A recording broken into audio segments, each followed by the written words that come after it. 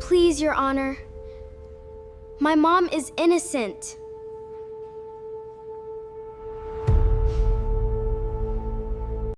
There is something about the hands. That is what you notice first. Before the glass, before the gray uniform, before any of the rest of it settles into meaning. Two sets of hands on a plain visiting room table, one pair belonging to a woman in her late 30s, and the other pair belonging to a child of 10, reaching toward each other from opposite sides of a divider in a federal detention facility in Memphis, Tennessee. They are close. They are not touching because they are not allowed to touch, and both sets of hands are completely still, holding the closeness they are permitted without reaching past the line they are not. That stillness, that precise and heartbreaking restraint, is the thing that everyone who ever witnessed a visit between Grace Holloway and her daughter Lily in those 8 months said stayed with them the longest. Not the glass, not the uniform, the stillness of the hands, and what it cost both of them to hold it. Every Thursday for 8 months, a 10-year-old girl named Lily put on her best dress, and her grandmother Dorothy drove her across town to that facility, and Lily sat down on her side of the partition, and Grace sat down on the other side, and they talked for exactly 1 hour. They talked about school and books, and what Dorothy had made for dinner, and what the weather had been like, and everything except the one thing they were both thinking about the entire time. Not once in those 8 months. Not in a single one of those 32 Thursday visits did either of them cry in front of the other. Because they had made an agreement without ever saying it out loud, the way people who love each other completely sometimes make the most important agreements of all, that they were going to hold each other together from opposite sides of a wall. And for 8 months they did exactly that. Until the morning that same little girl put on her white dress one more time, walked into a federal courtroom with a tablet in her bag, and did the one thing that every lawyer and investigator and judge and juror in that building had not been able to do. She told the truth, and she had the proof to go with it. Before we go any further, let us know in the comments where you are watching from. We would love to hear from you, and do not forget to hit that subscribe button so you never miss any of our upcoming videos. What happened to Grace Holloway and her daughter Lily Holloway in the 2 years that this story covers is the kind of thing that most people, if you described it to them on a normal afternoon over coffee, would say could not happen. And yet it did. It happened in Memphis, Tennessee, in the ordinary machinery of a federal investigation that processed exactly what it was given and never once stopped to ask whether what it was given had been built by hand. It happened because a man named Ryan Holloway, who had spent 4 years inside the same company where Grace worked, who had spent years inside the same marriage where Grace had trusted him enough to let him set up her remote work access from their shared home, who knew her professional habits, the way you can only know another person's habits when you have lived inside their daily life, used every single thing he knew to build a case against her, so precisely calibrated to her professional profile that federal investigators read it as a confession. And it happened because a 10-year-old girl named Lily, who had inherited her mother's habit of paying close attention to things before deciding what to say about them, had been quietly watching, quietly remembering, and quietly waiting for the moment that would bring her mother home. There are 5 people whose lives this story moves through completely, and changes in ways none of them could have anticipated when it began. There is Grace, who made a decision in the back of a federal detention vehicle on the night of her arrest that she has never fully described to anyone, but that Dorothy Hargrove, her mother, and the woman who held the family together from the outside, while Grace held it from the inside, says she understood the moment she saw Grace's face the following morning through a different piece of glass in a different room. There is Lily, 10 years old, small for her age, with her mother's eyes and her mother's silence, and a video on a children's tablet that she had been carrying in a password-protected folder for 3 months, without telling a single person it existed. There is Ryan Holloway, who built something he believed was complete and airtight and permanent, and who made, in the end, the one calculation about his own daughter that proved him wrong about all 3 of those things. There is Dorothy, who pressed a yellow blouse and a white dress the night before Grace came home without explaining to anyone why she was pressing them, because there are things you do not explain when you have been holding a family together for 8 months, and the holding is almost over. And there is Judge Patricia Warren, who on a Wednesday morning in November did something that most judges in most courtrooms would not have done, which was to take off her robe, walk into a hallway, and sit down across a small table from a 10-year-old girl in a white dress and ask her, in plain and unhurried language, what she wanted people to know. 3 questions live at the center of this story, and they are worth holding on to from the very beginning. How does a man frame the mother of his own child so completely, using her own professional identity as the instrument, that federal investigators spend 8 months looking at the wrong person without once considering another possibility? What was on that tablet that Lily had been carrying for 3 months, through visiting days and school mornings and courtroom gallery seats, and 32 Thursdays through a glass partition, without breathing a word of it to anyone? And what happens to every person in a federal courtroom when a child stands up in the gallery during the 3rd week of a trial, holds up a children's tablet, and says the 6 words that stop a federal proceeding cold? The answers to all 3 of those questions begin not in a courtroom, and not in a detention facility, and not in a legal filing. They begin in the ordinary rhythm of 2 people who loved each other across the full and ordinary texture of a life shared. A mother who made pancakes every Saturday morning. A daughter who watched everything her mother did with the quiet and total attention of someone who understood, without being told, that the person across from her was worth watching carefully. Grace Holloway grew up in Memphis, Tennessee, the middle child of a postal worker father and a home health aide mother named Dorothy, who raised 3 children in a small house, on a street where the neighbors knew each other's names, and the front porches were used every evening until the light went.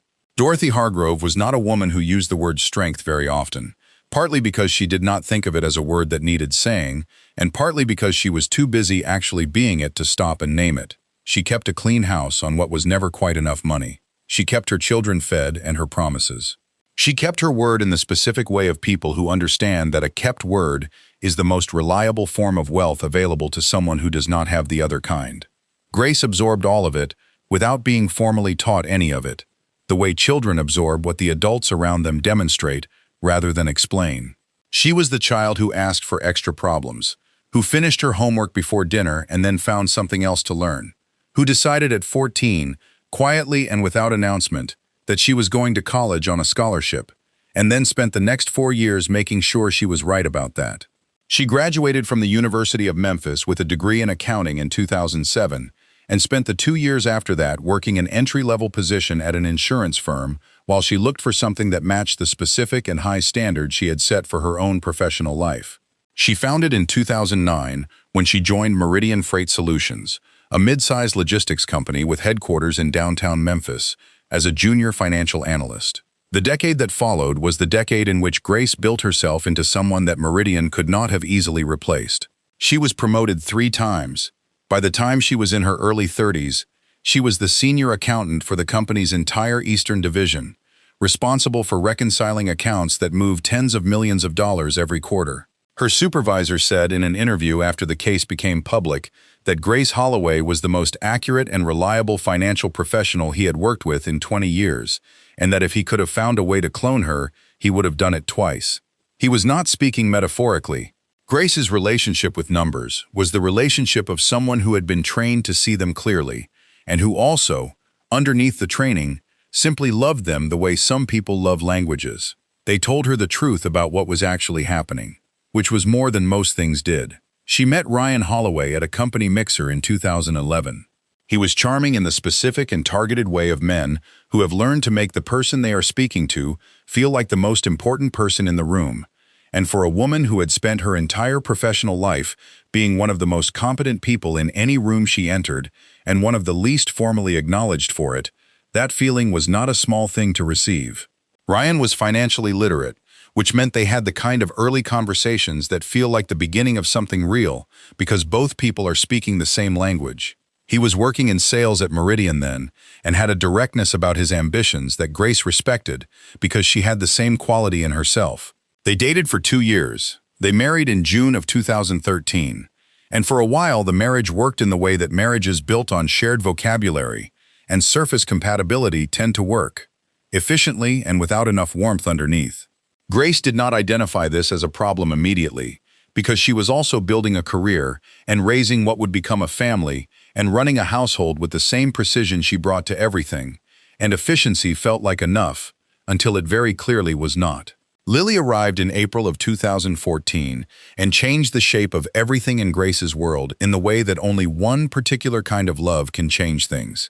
It is the kind that arrives without warning and without conditions, and without any of the careful architecture that Grace brought to everything else she built. Lily was just there, suddenly and completely, and Grace loved her with a totality that she had not previously understood was available to her. She did not love Lily efficiently. She loved her the way she had never allowed herself to love anything, without a plan for it, without a system, without checking her work afterward. She made pancakes every Saturday morning, with Lily sitting on the counter watching. She sat beside Lily at the kitchen table every evening for homework, working on her own things in parallel, both of them quiet and together in the specific, comfortable silence of people who do not need to fill a room to feel connected in it. She took Lily to her office once, when Lily was 7, and showed her the building with the logo on the front and the rows of desks where Grace spent her days.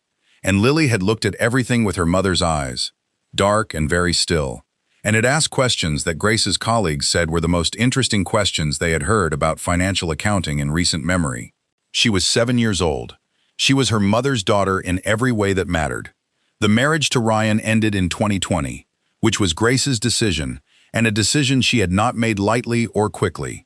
She had been noticing things for 3 years before she named them, which was perhaps longer than she should have tolerated the noticing. But Grace did not act on incomplete information, and the picture she had been assembling was, for a long time, incomplete in ways that gave her reasons to wait. When the picture became complete enough that she could no longer construct an honest interpretation of it that included staying, she filed. She got out with primary custody of Lily, the house, and everything she had built in the marriage that was genuinely hers, which was most of it because Grace had been the more consistent earner and the more organized financial manager of the two, a fact that Ryan had benefited from for 7 years and resented for considerably longer than he had ever said out loud. He took his consulting practice, his visitation rights, and something that would express itself fully 3 years later, a cold patience about the outcome that Grace, looking back, would recognize she had mistaken for acceptance. What Grace did not know when she filed for divorce, and what she had no reasonable way to know because there was nothing reasonable about it, was that Ryan Holloway had spent a portion of their marriage accumulating things that she had not tracked the way she tracked everything else. Her Meridian login credentials, shared during a period when Ryan had helped her set up remote access from their home computer, written on a notepad he had photographed before throwing it away. The security backup codes for her work account, noted in a shared household folder he had kept access to long after the divorce. A working knowledge of Meridian's financial systems from his 4 years at the company, including the specific architecture of the vendor payment system, the automated alert thresholds, and the patterns of activity that a senior accountant in Grace's role would plausibly generate. He had all of this. He had been holding it the way someone holds a key they are not yet certain which door to use it on. By 2021, he had decided which door. Lily Holloway was 6 years old when her parents divorced, and 10 by the time this story reaches its courtroom. She had adjusted to the new shape of her life, with the particular practicality of children who have been raised by a parent who faces difficult realities directly and without dramatics. She loved her mother with the complete and certain love of a child who has identified the one person in her world she is most herself around. She loved her father in the more careful way that children love the parent they have not yet fully figured out, with affection and some watchfulness underneath it. The way you might love a room you have been in many times, but that still occasionally produces things you were not expecting. She did not tell her mother everything. She told her mother most things. She had learned from her mother that the difference between most things and everything was sometimes significant and was worth managing carefully. That lesson, which Grace had taught her not as a lesson, but simply as a way of living, would turn out to be the most important thing Lily knew how to do when the moment that required it arrived. In January of 2023, the external auditors hired to review Meridian Freight Solutions vendor payment records flagged a series of transactions that did not reconcile correctly. The transactions moved $2.3 million out of the company's payment system over a 32-month period, routed to legitimate vendors in amounts and patterns that had been calibrated precisely to fall below the thresholds that would have triggered automated review. Every transaction traced back to a single user account. The account belonged to Grace Holloway. Detective Carol Sims was brought in from the Federal Financial Crimes Division within the week. She reviewed the transaction logs, the login records, the IP addresses associated with each access point, and the overall pattern of the activity with the focused attention of someone who had spent 18 years doing exactly this and who had learned to trust what evidence showed her. The IP addresses traced back to locations consistent with Grace's known movements, her office, her home network, a coffee shop 2 blocks from Meridian that she visited regularly. The transaction pattern was consistent with someone who understood the system deeply and who had been careful in ways that suggested expertise rather than luck. Detective Sims reviewed the evidence for 6 days. On the 7th, she told the federal prosecutor's office she had a case. The agents arrived at Grace's house on a Tuesday morning in March of 2023 at 7:15. Lily was in the kitchen in her school uniform eating a piece of toast. Grace saw the cars in the driveway through the front window before anyone knocked, and in the moment between seeing them and hearing the knock, she turned around and looked at her daughter across the kitchen. Lily was looking at the cars. Then Lily looked at her mother. Grace's face did not change.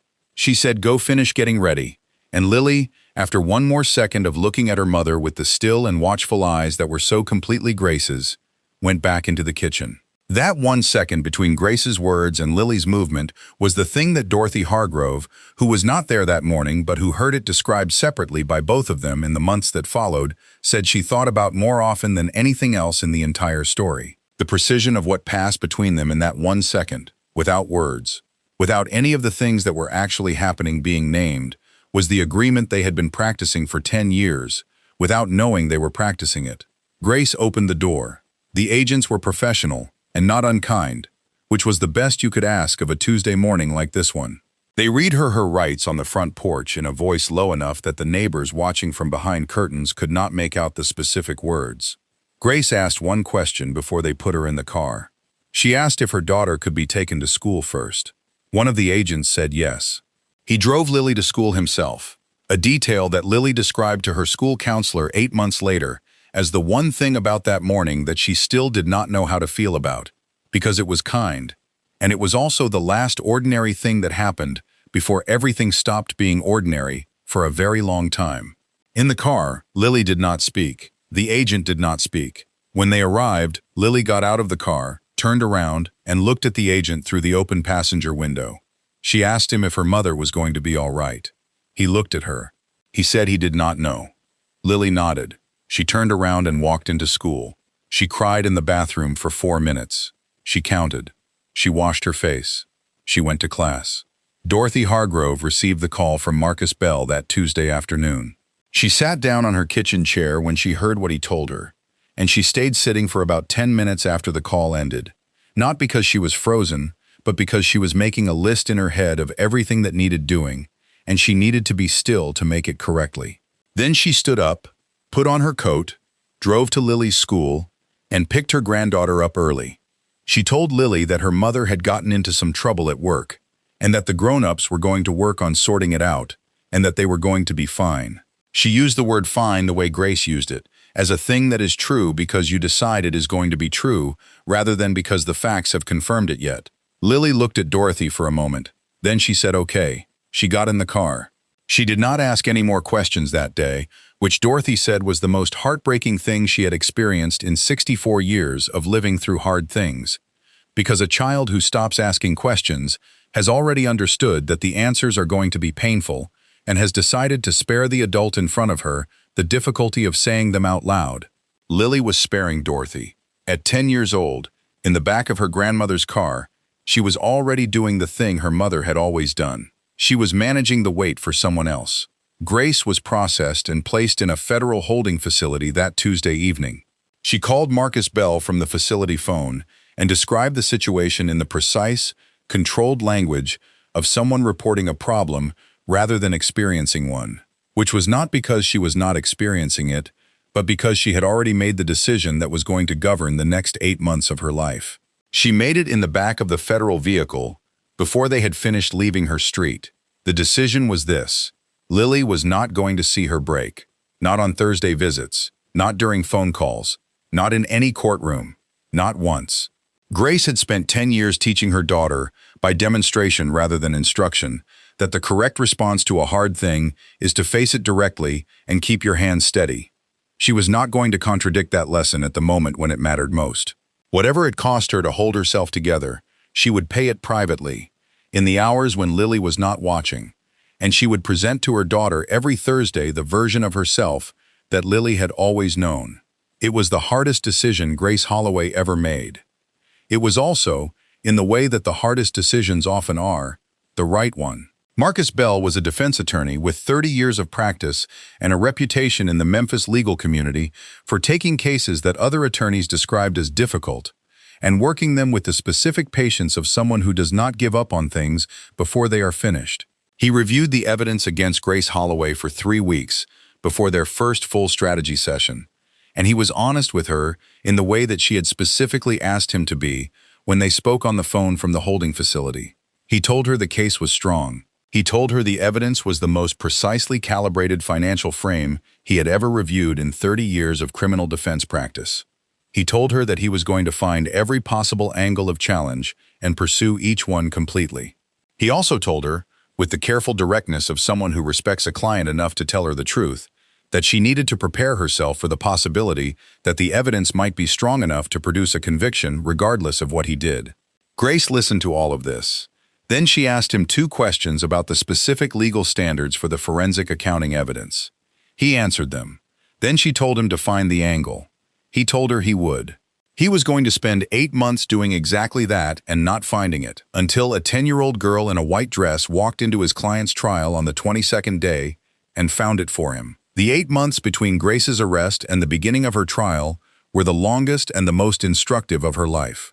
She had 32 Thursday visits through the glass partition with Lily, in each of which she held herself together with a precision and a cost that only Dorothy, who saw Grace in the hours between visits and who said nothing about what she saw there because Grace did not want it spoken about, fully understood. She had phone calls with Marcus that were always professional and always honest, and that always ended with Grace asking one more question before she said goodbye, because Grace did not end conversations without making sure she had understood everything available to be understood. She had the long, quiet hours of a detention facility to sit with the shape of what had been done to her, how it had been built, and who had the knowledge to build it that way, and the answer that kept arriving at the same place was the one she could not yet prove. She had, threaded through all of it, the Thursdays, the white dress, the 2 sets of hands on either side of the glass, the 1-hour visits that both of them filled completely, and that both of them left without saying the thing they were most thinking, because they had made their agreement without words, and they were both keeping it. The tablet video existed through all of this. Lily had found it in her room at Ryan's apartment 3 months after Grace's arrest, in June of 2023, when she had been looking for a photograph on her children's tablet for a school project and had opened the wrong folder. The video was 4 minutes and 12 seconds long. It had recorded accidentally when Lily had set the tablet down face up on Ryan's coffee table during a weekend visit the previous spring, before any of this had happened, before the auditors and the agents and the attorneys and the glass partition. The front-facing camera had activated without anyone noticing, and for 4 minutes and 12 seconds it had recorded the inside of Ryan's apartment from the coffee table level, with Ryan visible on the couch behind it, speaking on a phone call in the ordinary and unguarded way of someone who believes he is alone and unobserved. The audio was clear enough. Lily watched it once with the volume very low. Then she watched it again. Then she got her homework notebook and she wrote down the words she had heard that she recognized. Meridian, account, credentials. She will never be able to prove it was me. She looked at what she had written for a long time.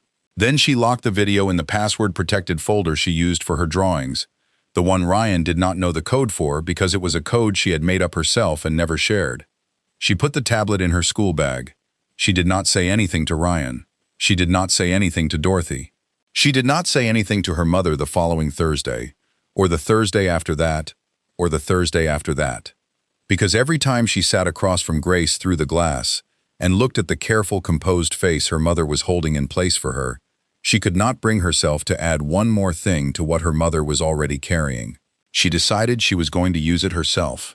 She did not know exactly how. She was 10 years old, and she had decided she was going to bring her mother home, and she was going to start with the video. She just needed to understand the right moment. Grace Holloway's federal trial opened on a Monday morning in November of 2023. The courtroom was about two-thirds full.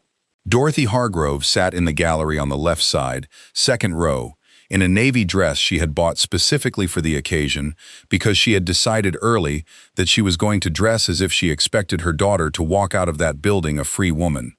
And she was going to do it every single day of the trial, because that was what believing in something looked like from the outside. Lily sat beside her in different clothing each day, neat and school-appropriate, except for the white dress, which was folded in the bag she brought with her to court every day for 3 weeks, waiting. Ryan Holloway sat on the other side of the gallery. He sat close enough to Lily that she was aware of him the entire time, and far enough that she did not have to look at him directly unless she chose to. She did not often choose to. Marcus Bell had spent 8 months preparing for a trial he was not confident he could win, and the best defense attorneys are the ones who prepare most carefully for the cases they are least certain about. He had challenged the IP address evidence in pretrial motions. He had hired his own forensic accountant to review the transaction pattern. He had built every available argument for why the evidence, as compelling as it appeared, could be consistent with a setup rather than a crime. What he had not been able to do in 8 months of preparation was find the specific thing that definitively placed someone else at the point of origin. The evidence was built to survive that kind of challenge because it had been built by someone who understood exactly what kind of challenge it would face. Ryan had been a financial professional for a long time. He knew what defense attorneys looked for. He had made sure there was nothing there for them to find. What he had not made provision for, because it did not exist in any framework of professional legal strategy that he had considered, was a fourth grader with a children's tablet and a password-protected folder that nobody knew the code to except her. The prosecution opened on Monday morning with a presentation of the financial evidence that took 4 hours and left the jury with the specific expression that very good evidence produces in a room full of people who are trying to be fair. Not quite convinced, but unable to say exactly what is missing from conviction, Daniel Ashby presented it with the confidence of a prosecutor who genuinely trusts his evidence, because he genuinely did trust it, because the evidence he had been given was genuinely trustworthy. That was the particular cruelty at the center of the prosecution's case. Nobody in it was wrong in bad faith. They were wrong in good faith, which is the kind of wrong that is hardest to correct, because it looks, from every standard angle, exactly like being right. Grace sat at the defense table through 4 hours of careful and comprehensive wrongness directed at her specifically, and she did not move more than necessary, and she did not change her expression, and she did not turn around to look at Lily, because she had told Lily before the trial started that she was going to stay focused and that she was not going to look at her during proceedings, because looking at her would make staying focused harder. And Grace did not allow herself to do things that made staying focused harder.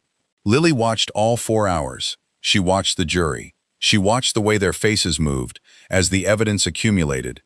She watched Marcus Bell and the specific quality of his listening, which was the listening of someone who is simultaneously processing what is being said and building his response to it. She watched Daniel Ashby and the genuine conviction in the way he moved around the courtroom, the conviction of a man who is not performing belief but actually has it. She watched her mother's back, still and composed at the defense table, and she felt the specific cost of that stillness, in a way she could not name, but that she felt completely. She kept her bag on her lap. She kept her hand close to it. The first week of the trial was a week of prosecution witnesses, each one adding a layer to the picture that Ashby was building. The forensic accountants came on Wednesday and Thursday of the first week, and their testimony was the most damaging of all the witnesses, because they described the structure of the transactions in terms that made it sound not like opportunism, but like craftsmanship. Someone had built this with real knowledge and real care over a real period of time. The evidence pointed at Grace because it had been built to point at Grace, but the forensic accountants did not know that and could not have known it from the evidence they had been asked to examine, and so they described what they saw accurately and completely, which was a 32-month pattern of financial activity consistent with a guilty person who had been very careful. Marcus Bell cross-examined them on the second and third days. He was precise. He was thorough. He established that the transaction pattern was consistent with a setup as well as with guilt. The forensic accountants agreed that this was technically true. The jury listened. and their faces said that technically true was not the same as actually convincing. The second week brought a red herring that cost Marcus 4 days, and the momentum he had been carefully accumulating. A former Meridian employee named Gary reached out to Marcus's office with information about a login to Grace's account from a location that did not appear in any of the prosecution's IP address records. Marcus pursued it with everything he had, because it was the first thing in 8 months that had the shape of the thread he was looking for. He hired a technical investigator, reviewed the login records himself 3 times, and prepared a cross-examination that he was certain would create the doubt the jury needed. Then the technical investigator found the actual explanation. Gary had misremembered the date by 11 days. The login existed, but it was Grace's own login from a location she regularly used, and that was already in the prosecution's records under the correct date. The gap closed. Marcus returned to court 2 days behind where he had been, and with a jury that had spent those 2 days listening to prosecution witnesses without significant interruption. He sat down beside Grace, and she looked at him once, and he looked at her, and neither of them said anything, and both of them understood everything. Lily watched all of this from the gallery. She watched the hope come into Marcus's manner during the second week, and she watched it leave, quietly and with professional discipline, at the start of the third week. She was 10 years old, and she had spent her entire life watching adults manage difficult things in front of her, and she had gotten very good at reading the difference between managing something and losing it. She could feel the direction the trial was going, the way you feel weather before it arrives. A pressure change in the room that nobody announced but that everyone in the gallery was feeling without saying so. She looked at her mother's back, still and composed. She looked at the jury, moving. She looked at Marcus, working. She reached into her bag and put her hand on the tablet.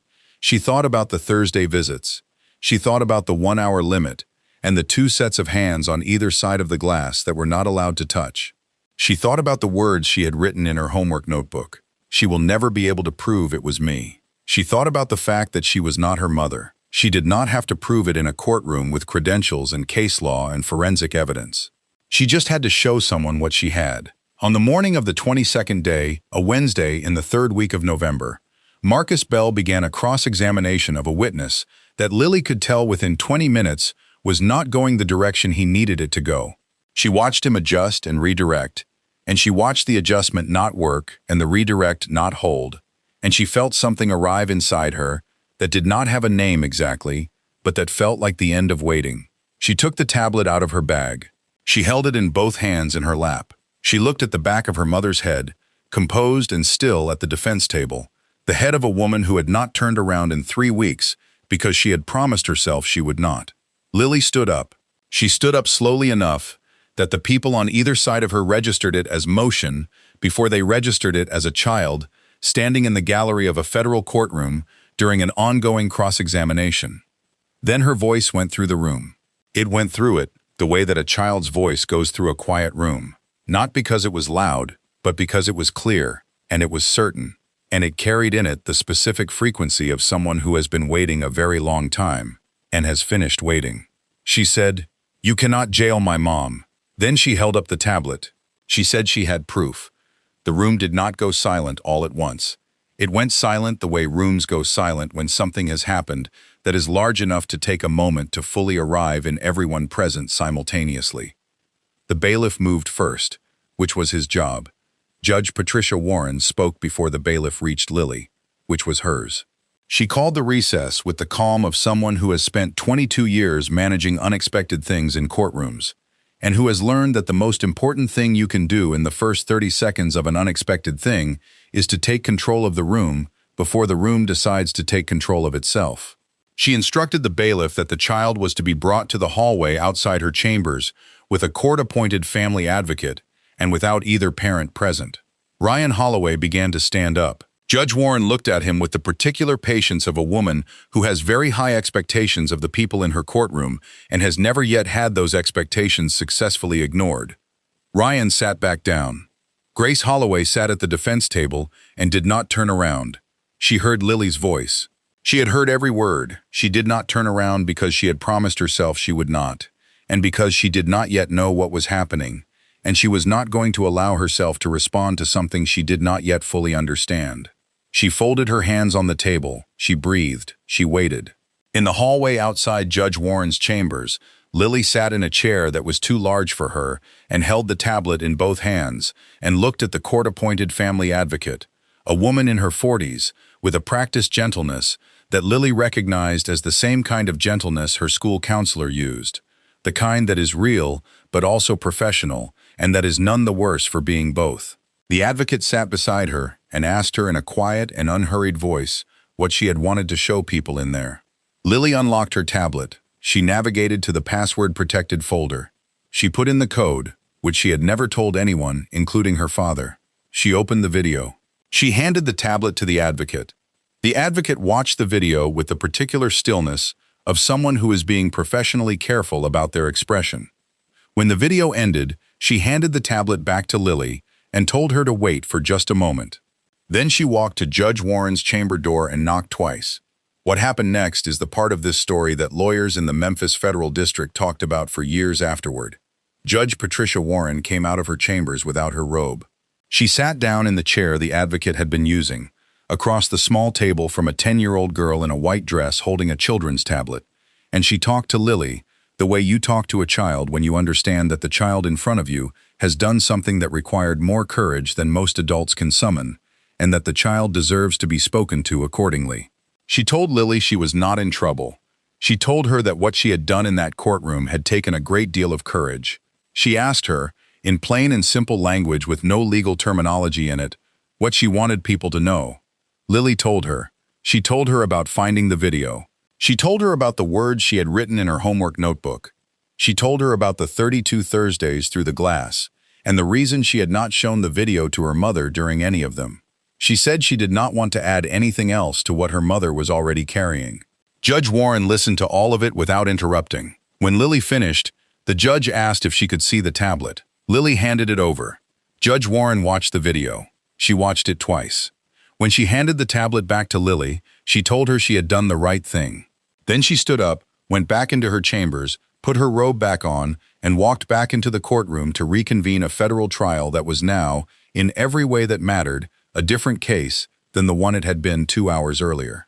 The 4-minute video was authenticated by federal forensic analysts over the following 11 days. The metadata from Lily's tablet confirmed a recording date of April 14, 2022, 14 months before Grace's arrest, during a period when Ryan had already been executing the fraudulent transfers under Grace's credentials for nearly a year. The audio was clear enough in its critical passages to be unambiguous. Ryan's voice was identifiable. The words meridian, account, credentials, and she will never be able to prove it was me were audible in a sequence that the analysts noted required no interpretation to understand. The recording had not been manipulated, the tablet had not been altered, the password-protected folder had been created by Lily and accessed only by Lily, which the forensic review of the device confirmed completely. The video was exactly what it appeared to be, an accident that had been more honest than anything deliberately produced in the entire case. The investigators who had spent 8 months building a case against Grace Holloway spent the next 11 days following threads they had never been given reason to follow before. Ryan Holloway's financial consulting practice, when examined with the knowledge of what they were looking for, produced structures that had been used to receive and launder the funds moved from Meridian over 32 months. The IP address data from Grace's account was re-examined with new parameters that included Ryan's known locations and a small but definitive number of logins that had previously been attributed to Grace's regular movements were re-identified as originating from a coffee shop Ryan frequented and from a location 3 blocks from his apartment. Detective Carol Sims sat in her office with the new evidence spread across her desk on a Tuesday afternoon. She had been wrong before in her career, twice, in cases that had been corrected early enough that she had not thought about them every day since. This was not early. This was 8 months and a federal trial and a 10-year-old girl standing up in a courtroom with a tablet. She sat with it for a while. Then she stood up and made the calls that needed making. Ryan Holloway was arrested at his apartment on a Thursday evening, 11 days after Lily stood up in the gallery. He had been informed by his attorney that morning that the situation had developed in a direction that was no longer manageable. 2 federal agents arrived at his door at 7:30. He opened it. He asked if he could call his attorney. He was told he could, and he did. and then he sat down on the couch in his apartment and waited while the agents completed their process. The couch was the same couch that appeared in the background of the accidental recording Lily had made 14 months earlier, when the tablet was on the coffee table and the front-facing camera had activated without anyone noticing. He looked at the coffee table for a while. He said nothing else for the rest of the evening. Grace Holloway's immediate release was ordered by Judge Warren the morning after Ryan's arrest. Marcus Bell called Grace's mother, Dorothy, at 6:30 that morning. Dorothy said nothing for a moment after he told her. Then she said she would be there. She drove to Grace's detention facility at 7. She brought a yellow blouse and dark slacks, and the specific practical competence of a woman who, when she had asked Grace months ago what she wanted to wear when she came home, and Grace had said something with color in it, had written it down and remembered it, and gone to the store and bought the right thing, and kept it folded in her closet for the moment it was needed. She also brought Lily, and Lily was wearing the white dress, because Dorothy had washed it and pressed it carefully the night before, without explaining to anyone why she was pressing it, because there are things you do not explain when the explanation is already visible to everyone who knows you. Grace walked out of the federal detention facility at 8:40 in the morning. Marcus Bell was on the left, Dorothy was on the right. Lily was standing between them at the center, in the white dress, in the cold, clear November morning, and she was the first thing Grace saw when the door opened. Grace stopped. She stood in the doorway for just a moment, not because she was hesitating, but because she was looking at her daughter, and there was a lot to look at. Everything she had been holding steady for, everything she had been keeping the glass partition from touching, everything she had been managing in the private hours so that the Thursday visits could stay clean and composed and unbroken. All of it was standing there in a white dress in a parking lot in Memphis, Tennessee, and it was 10 years old, and it was looking back at her with the same eyes Grace saw in her own mirror. Lily ran. She covered the distance between them at the full speed of a child who has been walking when she wanted to run for 8 months and has finally been given permission to stop walking. Grace caught her with both arms. She held on. She did not say anything for a long time. Neither did Lily. Dorothy Hargrove looked at the sky. Marcus Bell looked at the ground. The morning held everything that was in it without spilling any of it, which was more than anyone in that parking lot had been certain it was going to be able to do, and it turned out to be enough. The federal case against Ryan Holloway took 14 months to fully build from the date of his arrest to the first day of his trial. Because building a case against someone who has spent 3 years specifically constructing it to point away from himself requires working backward through layers of deliberate misdirection that take time to unpack correctly. Ryan's legal team argued at every stage. They challenged the authentication of the tablet recording. They challenged the re-identification of the IP addresses. They challenged the forensic accounting of the consulting practice's financial structures. Each challenge was met with evidence that the expanded investigation had produced specifically to answer it, because Detective Carol Sims had spent 14 months making sure that the case being built against Ryan Holloway was the most thoroughly documented case her division had ever assembled. She did not explain publicly why she had applied that particular standard. People who worked with her understood. Ryan was convicted on all primary counts: wire fraud, money laundering, financial identity theft, obstruction of justice. He was sentenced to 18 years in federal prison. He was 42 years old at sentencing. He was led out of the courtroom through the door at the back after the sentence was read, and he did not look at the gallery before he went. Lily was in the gallery, in a seat beside her grandmother, in a dress that was not the white dress, because the white dress belonged to a specific day that had already happened. She looked at Ryan from the moment the sentence was read until the door at the back of the courtroom closed behind him. She did not look away before the door closed. Then she turned to Dorothy. Dorothy put her arm around her. They sat together for a moment, in the way they had learned to sit together through the previous year and a half, in the quiet that does not need filling, before they got up and walked out into the afternoon. Detective Carol Sims did not lose her position or her professional standing after Ryan's conviction. She had not been negligent. The investigation she had conducted had been rigorous and methodical by every applicable standard. She had been deceived by evidence that was designed with enough insider knowledge and professional sophistication to survive the scrutiny she had applied to it. But she had also not stopped to ask, at any point in the 8 months she spent building the case against Grace Holloway, whether the evidence she was reading had been authored rather than found.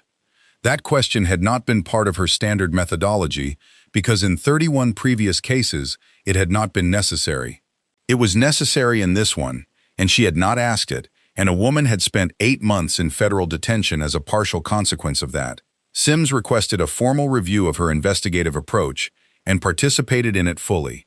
She subsequently developed a protocol for her division, requiring investigators in financial crimes cases to specifically evaluate whether the evidence pattern shows signs of deliberate construction rather than organic criminal activity.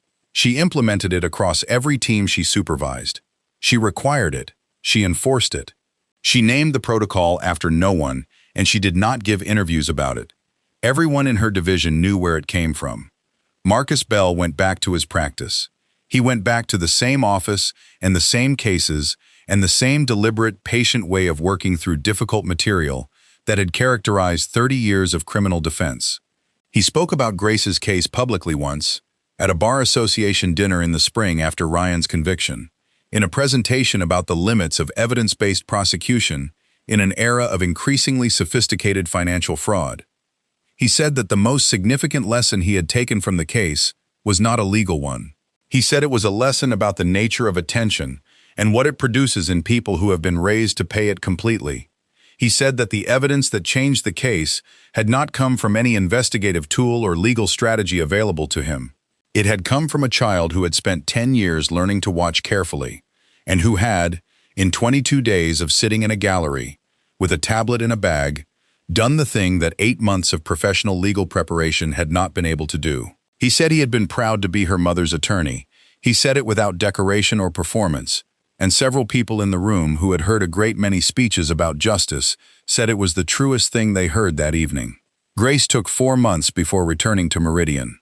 She needed them in the way that a person who has been running on endurance for 8 months needs what comes after the endurance stops being necessary, not to recover from weakness, but to recalibrate to a version of life that does not require the same constant and consuming effort to maintain. She cooked dinner. She went to Lily's school events, the ones she had missed for 8 months, and that Lily had attended with Dorothy in the front row seat, that both of them had quietly agreed was Grace's seat and had kept accordingly. She sat on her porch in the evenings and let the quiet be what it was, rather than filling it with strategy. She made pancakes on Saturday mornings, which Lily sat on the counter to watch the way she always had, and neither of them mentioned that they were doing the thing they had always done, because mentioning it would have required acknowledging the months when they had not been able to do it, and that acknowledgement could wait until they both felt like making it, which turned out to be quite a while. Meridian offered her full reinstatement with back pay covering the period of her wrongful suspension. She accepted. Her first week back, her supervisor left a handwritten note on her desk. It said, "Welcome home." She kept it in the same drawer where she kept Lily's drawings, the ones from school and the ones from the drawing club Lily had started with 2 friends who also liked making things, and she did not explain to anyone why those specific items lived in that specific drawer together, because some things do not need explaining to the person who already understands them. Dorothy Hargrove planted a garden in the spring after Grace came home. She had not done it in 3 years because she had not had the physical or emotional energy for it, and she was honest enough with herself about that to not pretend otherwise. She planted tomatoes and zinnias and a row of sunflowers along the back fence, and one additional sunflower that came up in a spot she had not planted it, in a corner of the yard between the fence and the back steps. She left it there. She watered it the same as the others. She considered it a reasonable outcome for a year that had ended the way it had. The final piece of this story, the piece that emerged at Ryan's sentencing and that his attorney introduced as a mitigating factor, and that instead became the most revealing thing said about Ryan Holloway in the entire proceeding, was something that nobody outside of the legal teams had known until that moment. 6 weeks before the trial began, Ryan had found the locked folder on Lily's tablet during a weekend visit when Lily had left it on the kitchen table and gone to the bathroom. He had found the folder because he had seen it before and had been curious about it. He had tried Lily's known passwords and failed. He had tried the birthday password that most parents used for their children's accounts and failed. He had eventually tried a 4-digit code that was Lily's school locker combination, which she had mentioned once in passing and which he had written down in the habit of a man who collects information as a professional practice. The code worked. He opened the folder, he found the video, he watched it. He recognized his own voice and his own apartment and the coffee table where the tablet must have been sitting on that April afternoon in 2022, and he made the decision not to delete it. He was afraid that an empty folder where there had been a folder would alert Lily that he had accessed her private files, which he calculated would cause her to tell Grace, which he calculated would initiate a disclosure process he could not control.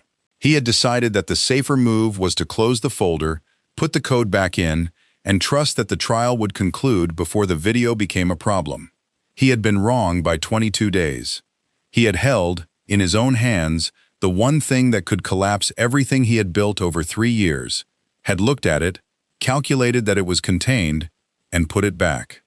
His own careful and cold intelligence about his daughter, the same intelligence that had led him to believe she was a variable he could manage, was the thing that kept the evidence alive long enough for her to use it.